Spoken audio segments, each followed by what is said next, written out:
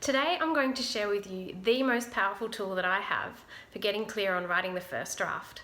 And it's kind of the reason I'm standing in front of a map of France, because it's going to act as your map and your destination as you work on your memoir first draft, final draft, craft your query, craft your pitch, write your author bio, the whole enchilada. It is the most important thing you need to have ready, whether you're choosing to self-publish or look for an agent or publisher for your memoir. And it's the memoir focus sentence. Now, I have actually devised a formula which I'll share with you in this video. But first, I just want to give you a little metaphor and the reason I'm standing in front of a map of France. I think of the focus sentence formula as giving you a destination, and the destination for your trip is also going to be the path to get there. So think about it. If you're going to France, well, if you're going to have a holiday, you need to choose a destination. Then you'll know whether to catch an aeroplane, to drive a car, how to actually get there. Having that destination is the first point you need before you're going to figure out how to get there. So I know this sounds like a really funny metaphor to give you, but memoir is so much about mindset. It's personal story. And I think we all get very confused and overwhelmed with writing our personal story because we think we have to include everything. That's not a memoir. A memoir is a story. So that story has to follow a pathway, the conventions of story. And the focus sentence is going to get you there. So make sure you choose your destination before you just start pedaling to go somewhere. And so you're going to choose your focus sentence today, or formulate your focus sentence. So I'll give you an example, and I've come up with a template based on 50 different subtitles of best-selling memoirs that I've studied to come up with the formula. But I just want to share it with you now in a really short space of time, so you've got something to go away with to craft your focus sentence. So a really famous example is Wild by Cheryl Strayed. So her subtitle on the copy that I have here is From Lost to Found on the Pacific Crest Trail. So you can use that to write your own. If you look at that, she's clearly articulated the transformation from lost, so that's where you were before the inciting incident of your memoir, to found, that's the resolution or transformation you're going to go through, on the Pacific Crest Trail. That's the environment or the space of time or a unique environmental or time aspect that this memoir is going to focus on. So I love that subtitle particularly because it shows you that it's a travel memoir, because she says Pacific Crest Trail. So okay, as a reader, I want to dive into that environment. I was really curious about, a psychological journey of transformation on a hiking trail. But you can apply this to any type of different topic or theme.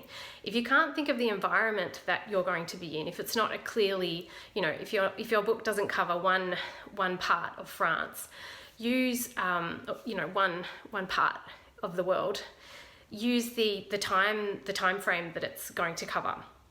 So that's just to give you a quick prompt, a quick action to find your memoir focus sentence. I've written more on my blog, which you can read below, and that's just going to give you some really helpful tips, because you need to find this focus sentence. Like I said, it's your destination, and it's also going to give you the road. And every time you sit down at your computer, it's going to help you to get over your writer's block and that anguish of thinking, oh, I need to include everything, because you look at it and you go, hang on, what environment or what time span am I covering? That doesn't relate to that. Okay, I don't include it. So you use it when you edit your memoir as well, and you also use it in your query or proposal. It's going to be so powerful in your synopsis and your query when you're pitching to publishers. You're also going to use it when you start to do media, when your book comes out, because you've clearly articulated what your memoir does and doesn't cover. It's this clarity that you really, really need. So in the next video, I'm going to share with you some other things that I basically include in my road trip backpack every time I set off to write a memoir, because I've written 2 and I know how many really unique mindset conundrums come up in the process. And I also think you need to begin with the end in mind and really set yourself up for success. And just think about a trip. You're much more likely to have an enjoyable journey if you have all the right tools in your backpack or your car, and you've spoken to someone who's done that trip before. I think of the first time I went to LA. I was telling a friend that I was about to catch a flight to LA, and I live in Australia. And he said to me, "Oh, Lou, just the first thing you need to remember is walk on the right side of the road." And I said, "Oh, okay, why is that so important?" And he said, "You'll be jet lagged, you'll have been traveling for 24 hours, because let's face it, America is a really far way from Australia.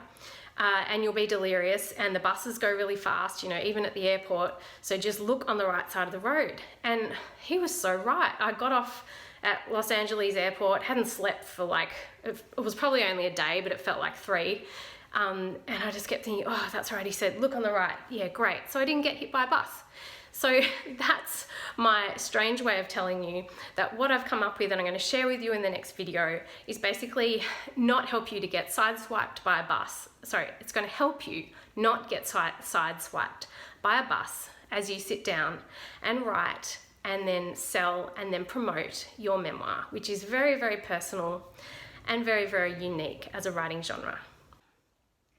And remember, your memoir is the only book that you can write in the way that you're going to write it. I'll see you soon.